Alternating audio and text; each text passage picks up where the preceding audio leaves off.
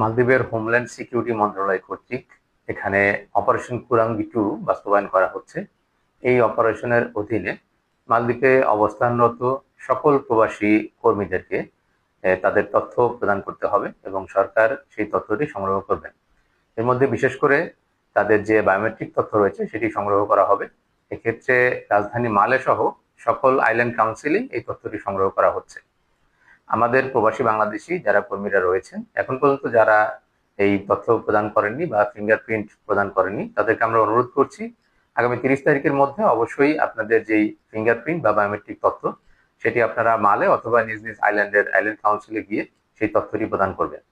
কারণ সরকারের পক্ষ থেকে বলা হয়েছে যারা এই তথ্যটি প্রদান করবে না পরবর্তীতে তাদের বিরুদ্ধে শাস্তিমূলক ব্যবস্থা গ্রহণ করা হবে।